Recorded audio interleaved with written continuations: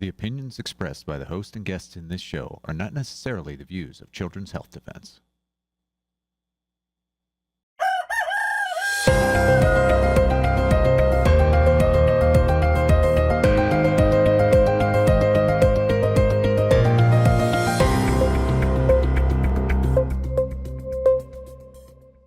Good morning, CHD. Welcome to Pediatric Perspectives. We are looking at children's health challenges from a different perspective, one that includes critical thinking, one that's not afraid to give you the honest truth. We're having back as my guest today, Dr. KP Stoller. And wow, we had such a great time last time, and I knew you had more to share, so I wanted to have you back. Thank you for joining us. Thanks for having me back again. Folks, if you haven't gotten his latest book, Incurable Us, it is mind-blowing. It's all the information that you didn't think you could get in one book, and some of it we can't even talk about on this show. It's just that good. Today, though, we're going to focus on informed consent, the issue of aluminum in vaccines, and the denial of adverse events. Which vaccines have aluminum, and how much do they have? Well, it's actually easier to talk about which vaccines don't have aluminum because 80% of them have aluminum. Right. So basically, it's the live virus vaccines that don't have the aluminum, the varicella, the MMR, and the rotavirus. All the rest have aluminum in them. Right. So why is aluminum in vaccines to begin with? And how far back does this go? And, what kind of safety studies were done? No safety studies. That's easy. Anything that has to do with vaccines, it's just, you can say no safety studies have been done.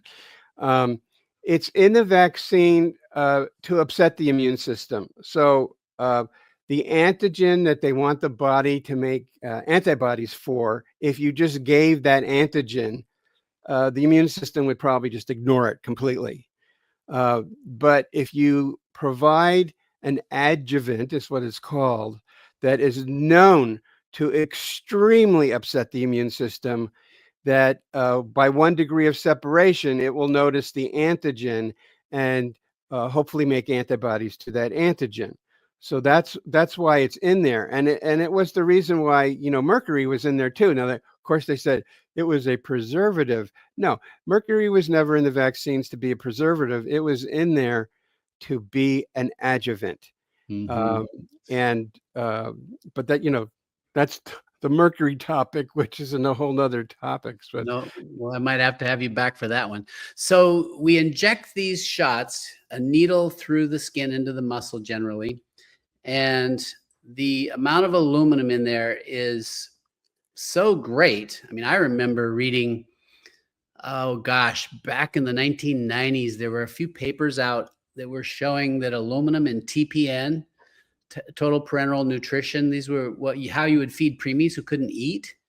There was enough aluminum in there that it was affecting their development. And they actually found that if you exceeded 3 to 5 micrograms per kilogram, you would harm their development more for each day they were getting it. Well, 3 to 5 micrograms per kilogram is a tiny amount. The Hep B vaccine has 250 micrograms. So right there, do the math. Let's say a big baby, 10 pounds, 5 kilos, let's say 3 times 5 is 15, but you're injecting 250. That's what woke me up to the folks. We got a problem with aluminum here. Yeah, but they don't care. And as your own article with Lyons Weller pointed out, infants spend a great deal of their first year with neurotoxic levels of aluminum in their blood, based on the parameters. It wasn't a clinical study. It was based on, known parameters that were, that we use in the measurements. So, but they don't care. And none of these people are metallurgists. They never were. They throw things in vaccines without knowing what they're doing. In part, part of them knows what they're doing and part of them doesn't know what they're doing.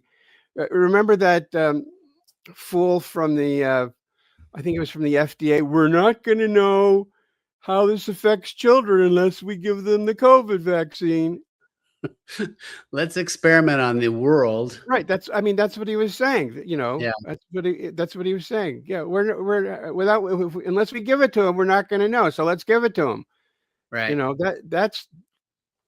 that's what a marketing person would say for a pharmaceutical company. One of the things I became aware of, I read Schoenfeld's work. He wrote a book, I think it was Vaccines and Autoimmunity, hundreds of references. And aluminum is specifically known to trigger autoimmunity. In fact, they use it in rat studies at doses very similar to the doses per kilo that we use for vaccines to trigger the rats to have autoimmunity so they can study autoimmune disease.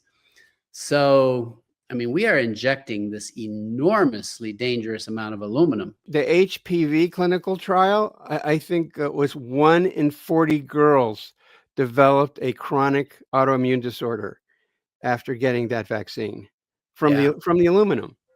Yeah, most likely it was primarily the aluminum. I also learned much later that the HPV vaccines themselves were contaminated with a massive amount of DNA fragments. And that also would trigger autoimmunity. So special problem with HPV. That might be a topic for another time. I've got a question for you. This might still even be on the CDC website, but this has been said a lot. They say, oh, you don't have to worry about the tiny amount of aluminum that's in vaccines. There's way more aluminum in formula than there is in vaccines, and formula we know is safe. So why worry? What's your thought about that? I don't know. If you look at the ingredients and formulas, it doesn't look safe to me. The aluminum we ingest, we absorb less than 1% of the aluminum that we consume. I think it's actually 0.3%. It's apples and oranges. Getting injected with the aluminum, you don't get rid of that aluminum. That's in you now. Right. So to say, hey, we eat more aluminum than we're injecting is that's bait and switch scientific malfeasance, because we hardly absorb any aluminum that we actually ingest. Right. Our GI tract is designed to keep toxins out. Aluminum has zero purpose in the body. There's not a single biochemical reaction that requires aluminum. It is just a toxin, right? And people don't know this about aluminum. It increases entropy. And what do I mean by that?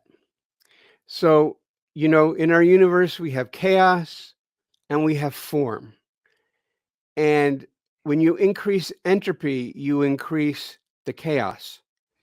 So you're basically deconstructing a form.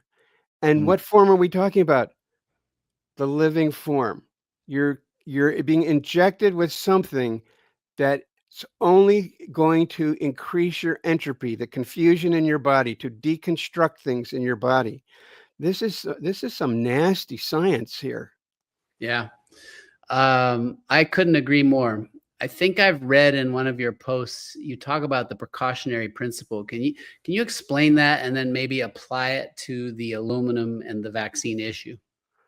So, essentially a precautionary principle is when there are unknown risks, especially when you're dealing with a vulnerable population like babies and children, that you err on the side of precaution, that you don't do something until you can identify exactly what those risks are. That's what the precautionary principle is. Basically prove safety before you embark on a potentially risky thing. Correct. Yeah. Sounds logical, but we're not dealing with that logic. No, but using the precautionary principle and everything we know about the aluminum vaccines, which, as you pointed out, was 80% of them, what would you do, or what would you recommend if you were seeing patients or if you had loved ones? By the way, disclaimer, Dr. Stoller and I, we don't make medical diagnoses or recommendations. This show is just a show to give you information that you can process and then take to your trusted healthcare provider to see how you want to apply it in your life. For educational purposes only. There you go. But for educational purposes, I mean, you might want to educate your loved ones and anybody that might ask that is interested in your opinion, because you're so well researched in this area. What would you tell them to do about aluminum vaccines? Avoid them like the plague. Yeah, I couldn't agree more. And mercury, the same. I mean, there's still mercury in the multi-dose flu shot, and I believe there's some mercury hidden in other vaccines. They're allowed to sneak it in as long as it's under some limit. It's Actually, 2,000 parts per billion is allowed in the other vaccines.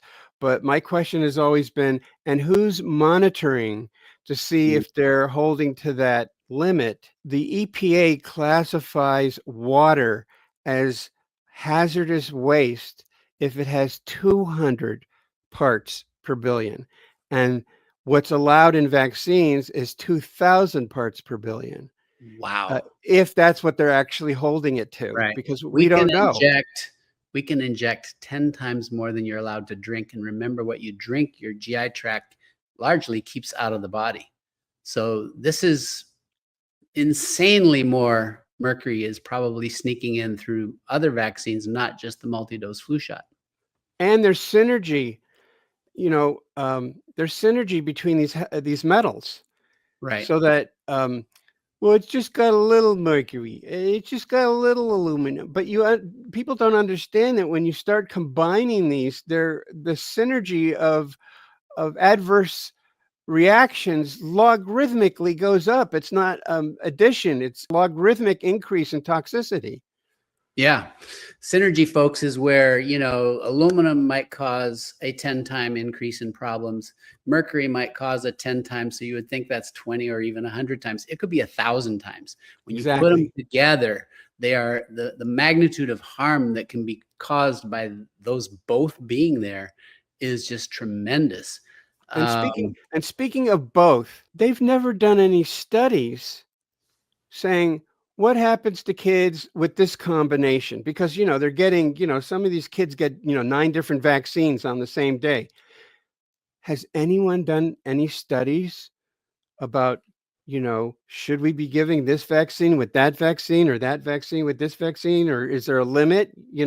No, none of this has been done. Paul Offit once said you could give 10,000 vaccines at once. The insanity of multiple vaccines being given at once, it's not the antigens, as you pointed out earlier in a different context. Like, you have a little bit of Haemophilus in there, you have a little bit of whatever, virus or bacterial fragments are put in the vaccine. The body could probably handle that. It's an massive dose of aluminum in one vaccine on top of massive dose of aluminum in another and another and another, all given at once. It's plain old poisoning. You probably are in the same boat I am. I was trained by pediatricians who were trained in the 1950s. And pediatricians in the 1950s, they wouldn't vaccinate anyone if they had a rash. Or sick anyway. Or a cold or a fever. And why? Why would you not vaccinate someone who has a rash? Because you can see that their immune system is already upset with something, and this is not the time to upset it with something else. And that was when, they were giving 3 vaccines, not the number they are today. Right. So that disappeared. Now there's no parameters, there's no boundaries. You can give a vaccine to anybody. I mean, they give vaccines to hospice patients, for God's sakes. Right. I mean, everyone's the thing is, give as many vaccines to as many people and as often as possible, and we don't care. Just make sure they're caught up. That's right. It is absolute insanity, and it's tragic. Some of the work I do is coaching, and my partner, Dee Dee Hoover, also coaches. And we have it's not a fun thing to do, but we will coach families who have just lost a baby after vaccines. So these kids go in, the story is almost the same. It's like invariably the child had a cold. They weren't well. They went in for a well child check. They questioned the doctor, "Are you sure we should do vaccines? My kid's sick." And they were told, "Oh, no, don't worry. It's totally safe." And within a few days, if not that night, they lost their baby. And they call it SIDS, sudden infant death syndrome. Oh, we don't know what caused it, when clearly, when you look at the SIDS data, it's almost all happening in the first days or the first week after vaccines, not the week before vaccines. We are literally killing infants, especially when we vaccinate them when they're sick. I mean, in Japan, they said, okay, we're not really going to start vaccinating kids until they're 24 months old. And their SIDS rates drop to 0, and Not we know surprised. this, but Yep. they don't care. They just don't care. Yeah. It's all about money. Yep. It's tragic. It absolutely is tragic. I mean, that of course is one of the worst adverse events, and we're going to touch on adverse events here in a moment. Is to lose a child. It's horrible, and we are losing way more children from vaccines than we are from the diseases for which these vaccines are supposedly protecting you against. Before we move on to the adverse side effects of vaccines, though, I wanted to touch on something. What was it that CDC whistleblower William Thompson exposed? I'm curious about that because RFK Jr. is now in charge of HHS, and therefore he's in charge of the CDC. And I've heard that William Thompson is still at the CDC, and what he exposed in the movie Vaxxed, I'm just curious if you have any thoughts on that. He didn't say that vaccines cause autism, but what his confession was about the way the CDC handled data. And if they got data that they didn't care about, they would find some way to obfuscate the data or make it disappear. So in the case of the study he was talking about, the MMR study, what they found was that giving the MMR to African American males in certain age groupings increased their incidence of autism. So they found some way to disqualify all those kids. We couldn't find their birth certificate, whatever the excuse they used. They lie, so you can't trust anything they say. And they made that data disappear. So that's what he was complaining about, that how they handle data and their transparency about it. Yep. Yep. I would love to see if he still has the same ethical convictions. Because I know there's good people there at the CDC. They just need to be brought to the top now and get rid of the people who are financially conflicted and in bed with pharma. Well, when I visited the CDC in 2006, and I can talk about why was I there? I was told that the infectious disease division is is ground zero. They're the ones who get the money. So all the funding for the CDC goes through the infectious disease division, and the other divisions that are doing very good jobs, and are not conflicted and are not bought out by pharma, if they say anything that is inconsistent with the agenda or policies of the infectious disease division, they're going to have their funding cut off. And so they keep very quiet. But it's really, Robert F. Kennedy Jr. just replaced the ACIP committee. What he should have replaced was the entire infectious disease division. Yeah, he got enough flack for just getting rid of 17 people. Imagine if he had gotten rid of, what would it be? Thousands, probably. They can't be trusted. I agree with you. They absolutely can't be trusted. They're totally captured by pharmaceutical companies. Yeah. My thought is there may be some good people in there that are just hiding because they need their job. Let's pivot to adverse events. You had a personal experience with adverse events, I believe. The polio vaccine I got like near the end of 1959 caused temporarily paraplegia, and it happened 2 weeks after an injection, the IPV. And most people don't know that, the first mass vaccination for polio gave 200,000 children polio. Right. And that gets blamed on the virus when it was really the vaccine that did it. Right. And that picture that they like to show with all those respirator machines lined up. Iron lungs. Yeah, that was from the vaccine having given all those kids polio. That wasn't from wild polio. You also, I believe, witnessed a young child have a bad reaction to the DPT. Yeah, so this left a big impression. I think I was on some kind of family practice rotation, and the medical school I was attending, they were in charge of a small little clinic in Elizabethtown, Pennsylvania, and it's manned by the family practice residents. And I arrived there, and I'm seeing a scene out of a horror movie. This a little 4-year-old girl with her blonde hair up in a bun, just wearing cotton underwear, screaming and writhing and convulsing uh, in horrible pain on like a steel slab, like something you would put, an autopsy patient, on. Just a cold steel slab, and the poor resident was beside himself. He didn't know what to do. She was having an encephalitic reaction to her DPT vaccine. Wow. And so that made a big impression on me. That's interesting. I had a similar experience with a seizure patient, but at the time I didn't put 2 and 2 together to even question whether it had anything to do with vaccines. So that's how in the dark I was. Why are we not picking up on adverse events from vaccines? What's going on with that? Because physicians have been indoctrinated to believe there are no adverse events. So Right. they don't look for adverse events. They don't recognize adverse events because they've been told they don't exist. So, I mean, there could be 100 unicorns in your backyard, but if you've been brainwashed to believe there's no such thing as unicorns, you're just going to see horses.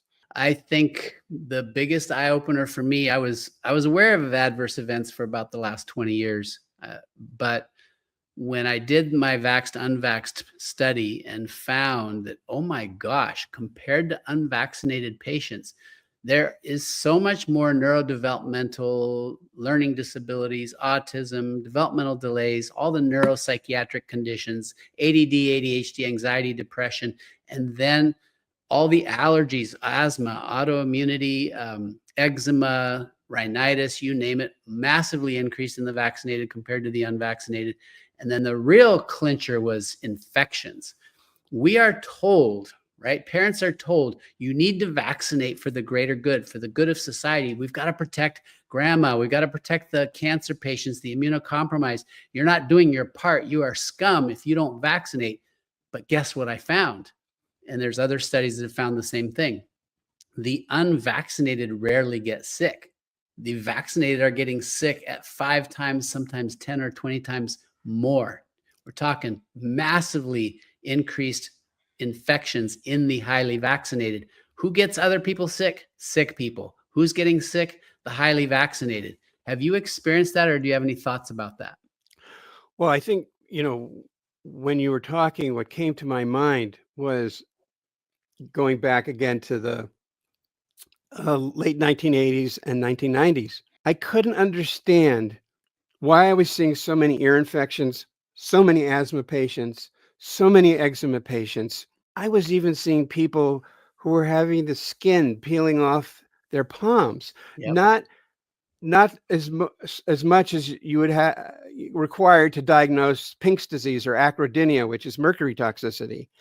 But, and all I could tell these parents were their body's trying to get rid of something, but I don't know what it is. It's trying to get rid of.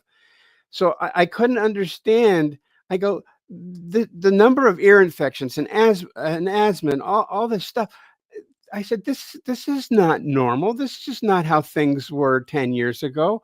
Why isn't somebody saying something? Why isn't somebody pointing out there's something going on that we need to follow up on to find out where are all these chronic illnesses coming from? And that didn't happen. I remember I had yet to wake up to the fact that infections were related to being highly vaccinated. I was oblivious of that fact.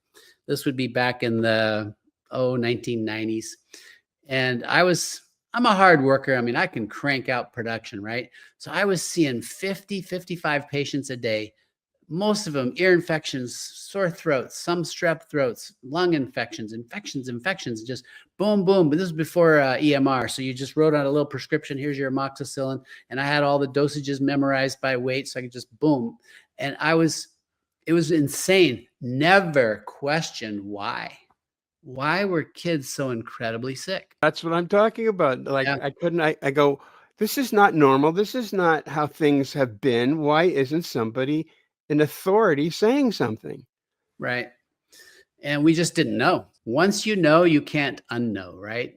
And so while so many of our peers have their sort of blinders on and they don't want to look, they don't want to know, because if they know, it's going to change everything. Well, that's exactly, at my medical board hearing, that's exactly what I said. I said, here's the study showing that almost 80% of SIDS cases happen within 24 hours of getting vaccinated. And I said, that's not something you can unread. And so for parents, if you're watching this, you're watching a dialogue between a couple pediatricians who were willing to see what was right in front of our noses and finally admit and acknowledge what it was for what it was, and then speak up about it at risk and peril to our careers, which we both had to move on from being licensed physicians. But you know what? Would you do it any different? I know I saved the lives of more than one kid writing medical exemptions for them. Right. But even if it was just one kid, your license versus saving the life of one kid, I'd do it again. Yeah. Well, and you saved the lives of so many more than those kids. You just wrote a few exemptions, but you educated and informed about vaccine risks and did true informed consent, which probably saved thousands, if not tens of thousands of lives. And we've got to get our peers on board with what's actually happening. Dr. Stoller, how do we get our peers on board here? I really think that the paradigm either has to collapse or just fade away. But there's so many ill-trained or untrained healthcare workers out there who have been just fed lies. And I'm not just talking about physicians, but nurses too. Just True. lie after lie after lie. True. And they would have to be, and if the medical system, if there was ever a great economic collapse in our country and we had to envision healthcare, all these people are going to have to be reprogrammed because they've been fed so many lies. Yeah. Yeah. And I think the reprogramming could happen. They just have to be willing to open their eyes, listen to people like you and I, and we're not alone. There are now a number of us speaking the truth, sharing the real facts, and not, kind of like opening up their eyes and say, hey, look at this. And once you see it, you can't unsee it. So I still am hopeful, but we have a lot of work to do. No doubt about it. So given what we've shared with regards to aluminum, with regards to adverse events, if you were younger and having a kid today, what would you do about vaccines? Well, I'd stay the heck away from pediatricians. That's for sure. Well, unless you found a good one like Dr. Stoller, maybe. Yeah, but we can't practice anymore. Yeah. So no, the pediatricians devolved into vaccine pushers. First of all, I would say have a birthing plan. They put aluminum in the vitamin K shots. What for? Why? There's zero reason for that to be in there. And there's zero reason to get a shot. Oral vitamin K has been shown to be just as effective at boosting your vitamin K levels as getting the shot. So I tell people that, I am glad you said that. So Dr. Stoller, I used oral vitamin K instead of the shots for probably 20 years and never had a problem, not one single problem. And I had a massive practice. Sounds like you did the same. Thank you. Yeah, I mean, it's in the medical literature, but people, physicians don't read the medical literature. So, there's no, I counseled a young couple recently, and, of course, I tried to talk them out of the circumcision, but they said they wouldn't give the circumcision unless they were injected with the vitamin K. They didn't care about oral vitamin K. They didn't care that the parents had the documentation from the medical literature saying it's just as good. If you don't get the shot, we're not doing the circumcision, which again, I tried to counsel against as well. But there's just so much misinformation. What really upset me because I said, pediatricians devolved into vaccine pushers. That point came home when you saw the incentives third-party payers were providing pediatricians for vaccinating kids. So not only were they getting compensated, for the vaccines they were given as a procedure, but they were given bonus points for how many kids they could vaccinate and on schedule. So you're making, I think like it was $400 per kid if, they got all the vaccines. Well, I mean, do the math. We're talking about a lot of money, a lot of extra money for a pediatrician. So they're not going to speak out against their main, cash cow. Because if vaccines disappeared from the medical armamentarium, pediatricians would disappear too. Yeah, they'd Because be out of business. They have nothing to offer. No, they would be out of business. There is no way they could survive. Pediatric overhead's very high. My practice used to run a long time ago. It was 60%, but by the end it was 80%. You need so many nurses and billing people and front office people and you name it, IT now. It was like, without the vaccine income, you were doomed, as ended up happening in my practice. Anyway, of course, losing your license doesn't help either. I am so happy we got to talk about this. I'm going to have you back again. Sorry to keep bugging you, but this is fun. It's fun to talk to a fellow pediatrician. And so parents, you've got it there. If nothing else, if you're not sure about what we're talking about here and you can't totally wrap your head or your arms around this idea of not doing any vaccines, at least pause, at least just get more information. And in the meantime, don't do anything until you're sure. I hope you enjoyed that show, folks. I just want to let you know that if you want real informed consent when it comes to vaccines, get my book, Vax Facts. This book is your guide to what you need to know before you make a decision to vaccinate. And it can be found at vaxfactsbook.com, where you can get a personalized author's copy or an ebook, but you can also get this book anywhere books are sold. It's always a pleasure to have you on this show. You can also reach me for coaching at kidsfirstforever.com. Thanks for watching. We'll see you next week.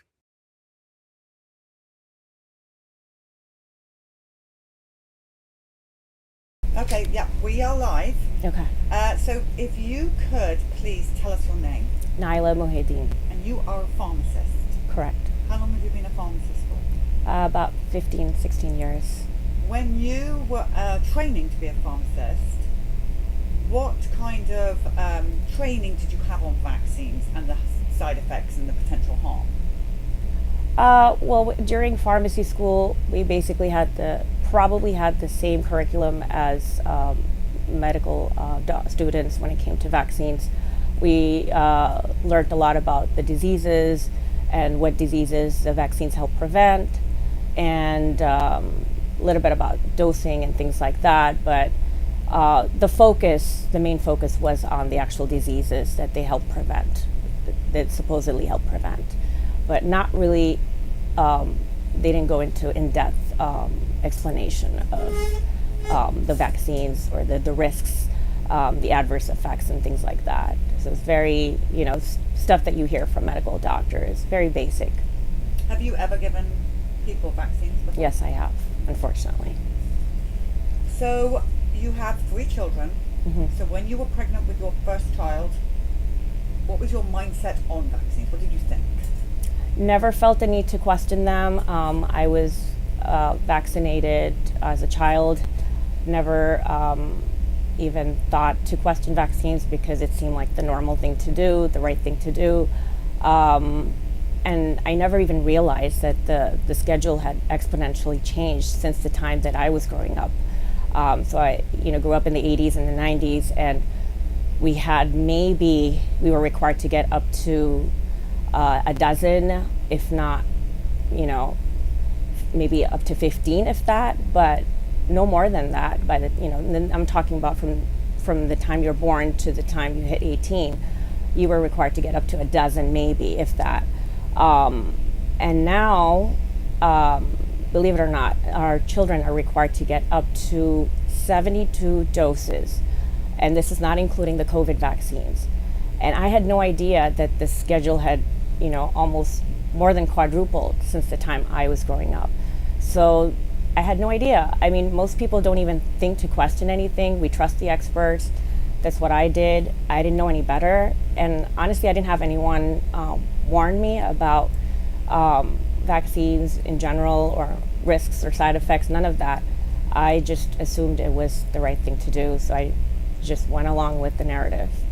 And so your first child was vaccinated up to date, and it's your second child that's got the injury. So my first child received everything up until he was 6, because I made the connection when my middle child is vaccine injured, and she was about 5 when I made the connection to I made the connection to autism and then started investigating further. So at that point, my son was already 6, I believe. So he had received all his routine vaccinations, including his flu shots, up until he was 6. And then after that, I said, that's it, no more. And so we got a religious exemption for my first child and also my youngest child. And my middle child, who has the autism diagnosis, has a medical exemption. I was fortunate to get it from a local doctor who's a functional medicine doctor. And he gave it to her based on her genetic screening results.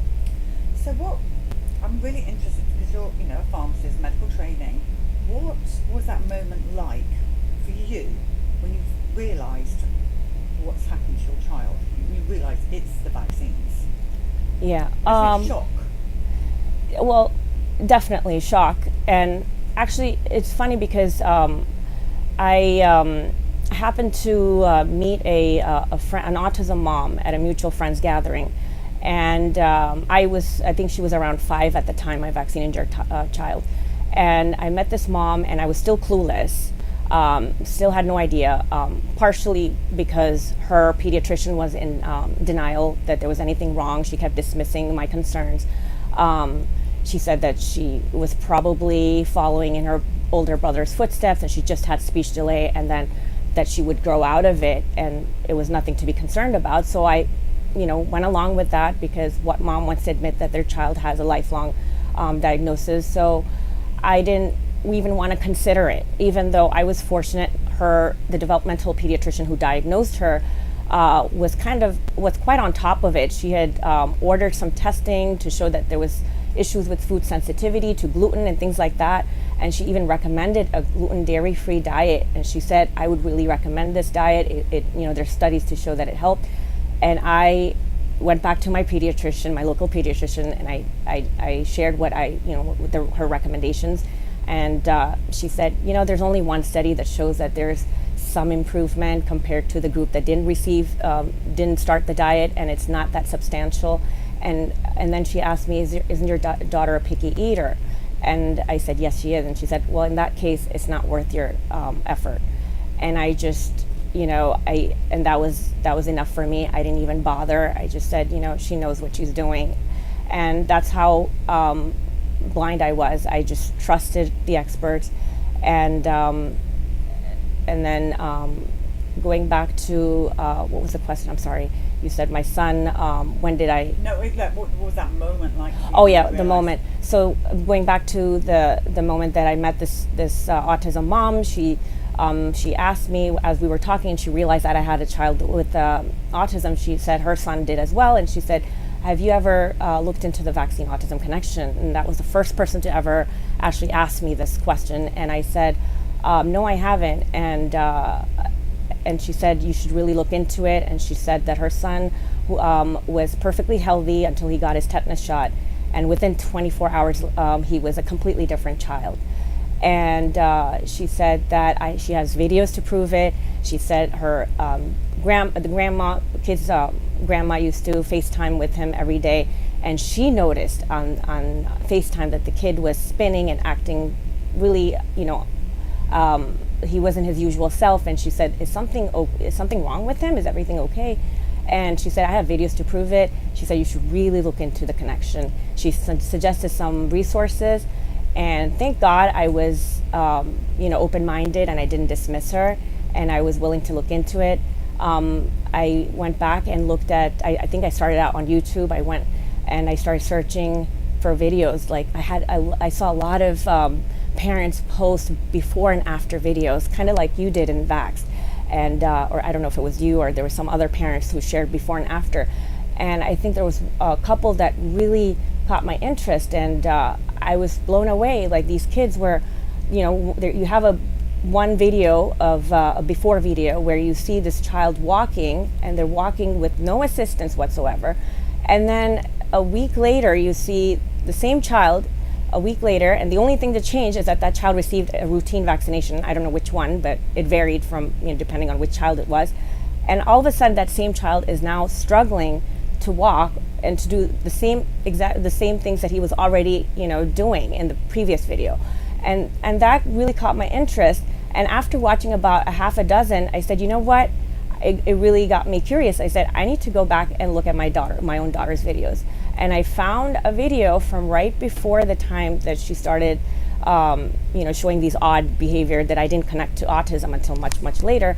I found some videos, and I was blown away. She was saying her brother's name over and over again, and very clearly. She was interacting with him. She, she was responsive. She was alert. And I didn't even remember that she was saying her brother's name at one point. I had forgotten because, you forget things. And I was like, wait a minute.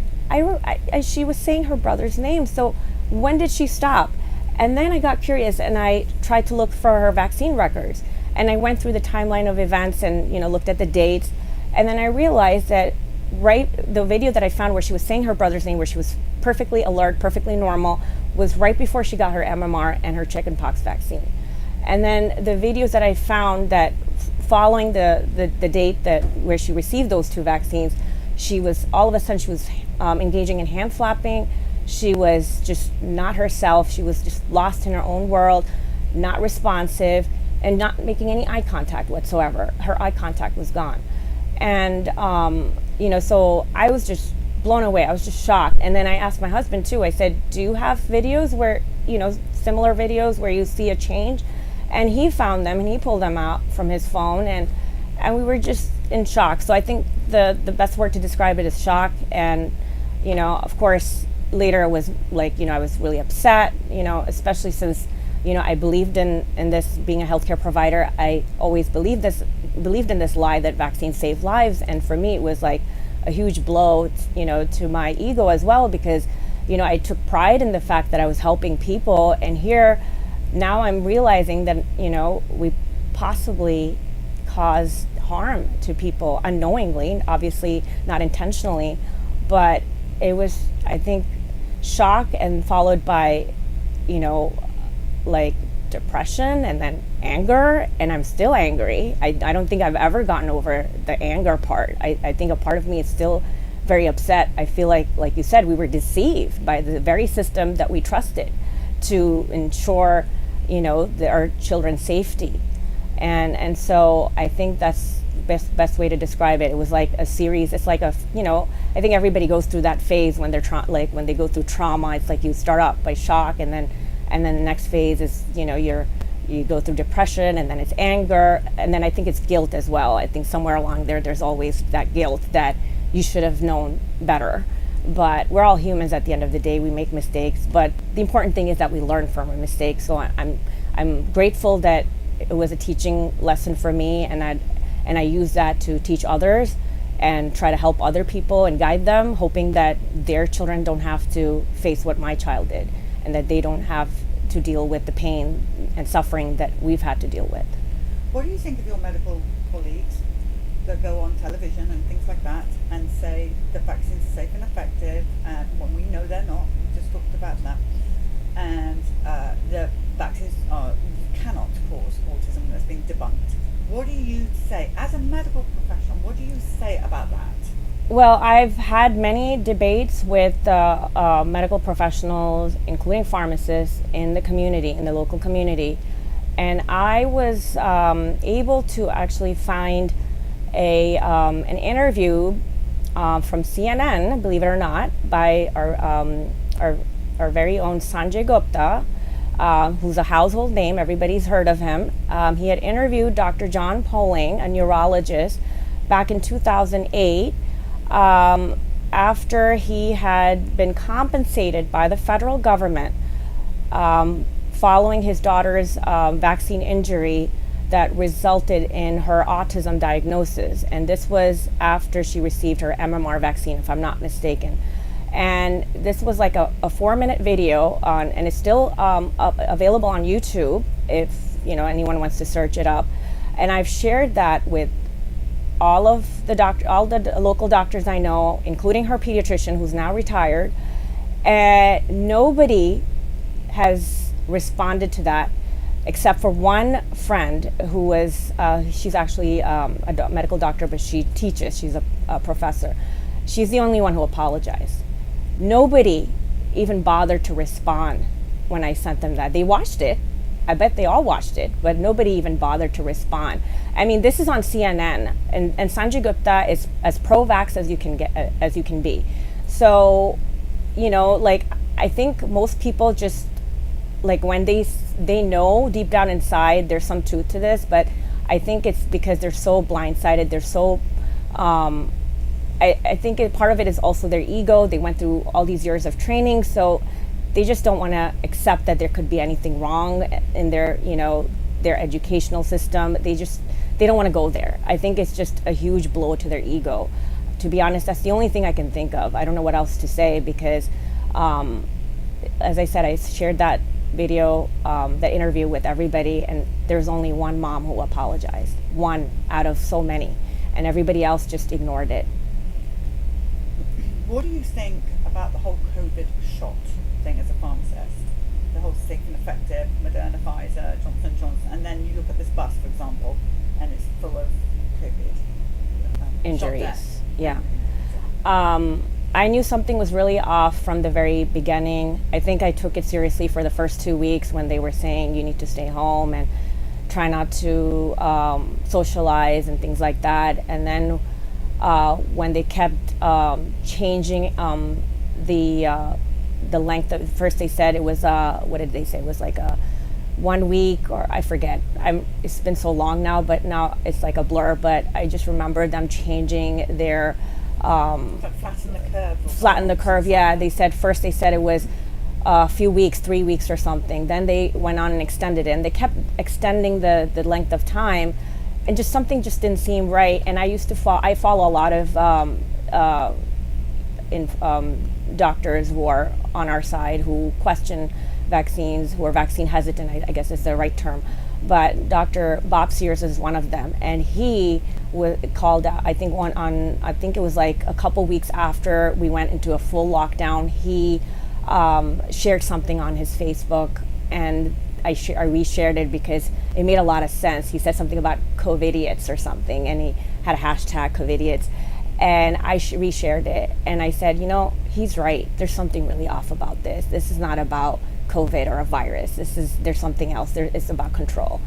And so from the get-go, I knew something was really off. And then it was expected they were going to rush and come out with a barely tested vaccine, and it was all over the news. And there was already talk of how it's, we have no idea what this technology entails. It's brand new. It's never been done before, and the only time they've even tested it was on ferrets. And in that particular study, every single ferret had died, and because of some phenomenon. Now I can't remember what it was called,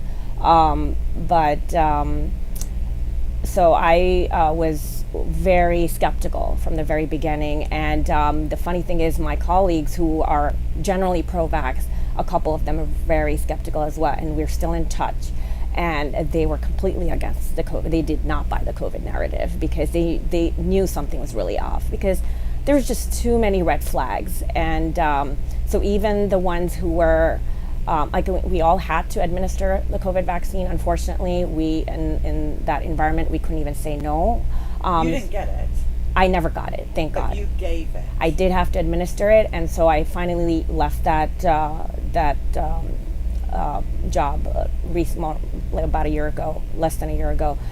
So thankfully I haven't had to administer any vaccine since then, but I was working, I can't work a lot because of my daughter's situation, so I was trying to just keep the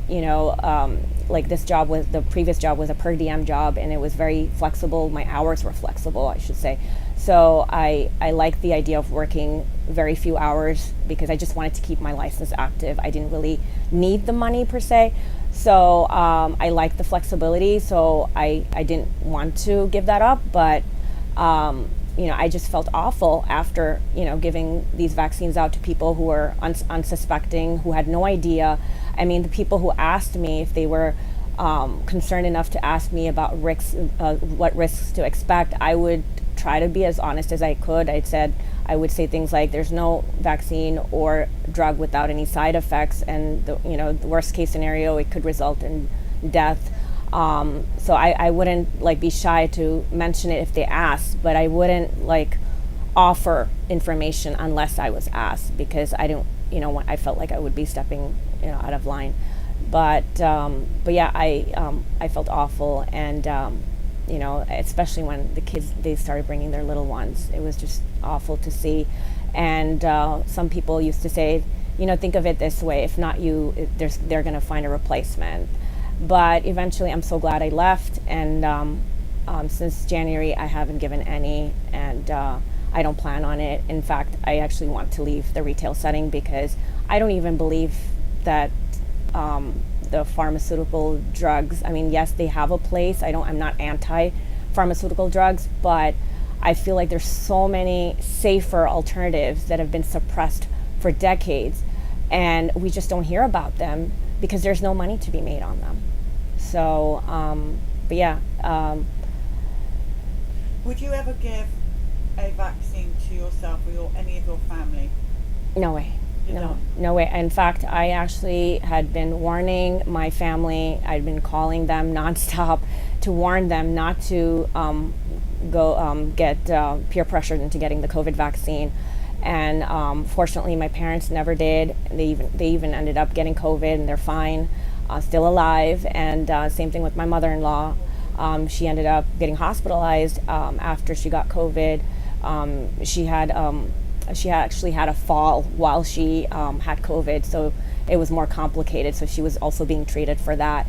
But she's alive, and after she got out of the hospital, I made sure to get stocked up on ivermectin just in case. And easy for you to get, I presume. I mean, I did it the legal way, obviously, but thankfully I found a pharmacy that was willing to dispense it, and I made sure I had it in stock just in case. But I had been warning my entire community, the religious community, as well as my social network, everybody. I had been warning not to. I said, you don't, if at the very least, wait a couple years and see, we don't know anything. We don't know, there is no control group right now. Just wait a few years and then make the decision if you must. But I tried to, at the time, there was already some information shared about ivermectin, so I would tell them, just, if you have to, if you're that worried, I would just stock up on that. And but unfortunately, most people I know fell for the peer pressure and ended up getting it, at least the first two. So I can't let you go without asking this question, because we are horrified by the remdesivir hospital protocol deaths. I mean, it's something we weren't prepared for. As a pharmacist, what do you think of this remdesivir treatment protocol that they're giving people with so-called COVID pneumonia or whatever? Well, I never worked in a hospital setting, but I did watch an interview by, I think he's a chiropractor. I don't know if you know who I'm talking about. His father-in-law, I believe, had been killed by this hospital protocol where they administered remdesivir. And prior to getting admitted, I think he was functional. He was fully alert and everything, and he never made it out alive. He was killed in the hospital, and his son-in-law blames remdesivir for his death. And he shared. It's been a while since I read the studies that have been done on the basis of which it was approved at the hospital setting, and there was literally only 2, if I'm not mistaken. And there, even based on those 2 studies, you can see the long list of adverse effects, including kidney failure, if I'm not mistaken. And despite that, it was approved by these hospitals. And I tried to share that with a colleague who's a hospital pharmacist, and she didn't even want to hear about it. And I shared those two studies, and I doubt she even read them or looked at them. And she said we dispense it all the time. Then we would have people, dropping dead all over the place if that was the case. But she didn't even want to look at those two studies that I presented to her. But I've definitely heard a lot about the remdesivir being, a huge problem for these hospitalized patients. But that wasn't the only thing. I've heard of patients being neglected because they were basically because of their vaccination status. They were being discriminated against because staff felt that they didn't deserve to utilize the hospital resources because they were so careless that they didn't even think about their, the safety, other people's safety. They were just, being selfish. And because of their this discrimination towards these patients, these poor, patients were neglected. I've read stories about how some of them didn't even receive like their basic medications, like blood. They were withheld from getting their blood pressure medications. They were not allowed to see their loved ones. It was awful. There were several whistleblower nurses that came out and gave interviews, and yet people talk about how bad COVID was, and that it was the reason why they ended up getting the COVID vaccine, and that it basically trying to justify getting the vaccine when the actual reason people were dying was because of the faulty hospital protocols and because of neglect based on people's vaccination status, unfortunately. We know that paediatricians get financial incentives. Do pharmacists as well to vaccinate? Yes. So when I was at the chain that I'd been working for the last 14 years, I think the pharmacy manager got a bonus. Like the pharmacy that had the most number of vaccines, that offered the most or administered the most vaccines, they get a bonus at the end of the year. I think that's how it worked. And but it was usually the pharmacy manager, as far as I know. Yeah. All right, so how is your daughter doing today? My daughter is now 12. She's still not conversational. She is, we just started the spelling communication program with her. I'm fortunate that I was exposed to that this year. I had a friend who told me about it, and then we had this documentary that was released in April that was eye-opening. And after I watched that, I said, I have to do this. I have to try this for my daughter. And then I was fortunate to meet one of the adults. He's now an adult who was featured in the documentary, Vincent Renisella from Philadelphia. He's local to us, so he had come down for the screening in July, and I got to meet him in person.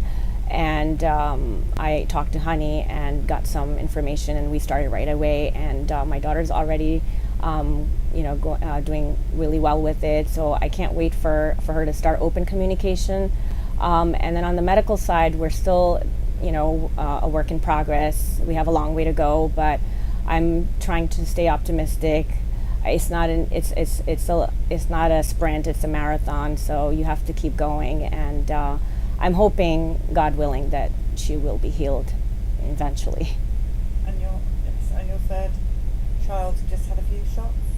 My third one, I think she was around 3 when I finally, decided that I'm done. We're not going to do any vaccines, and so I stopped her at 3. And if I could do it all over again, none of my kids would have gotten a single vaccine. Unfortunately, I didn't know any better, so I think all of them will need to be detoxed. But going forward, though, we're not going to be getting anything. And my eldest has even been overseas, and he was told he needed to get meningitis and the COVID vaccine, but he didn't get anything, and nobody asked. And my middle one already has a medical exemption, so I'm not worried. But yeah, if we're going to be in a situation where we have to travel and they require vaccination, proof of vaccination, we may just have to hold off until you know, the timing is right. But we're not gonna subject ourselves to this again, ever. No. Never. For anything? No. No. Not worth it. Not worth it. Thank you so much for being so brave and telling us. Thank you. Thank you so much for having me. Appreciate it.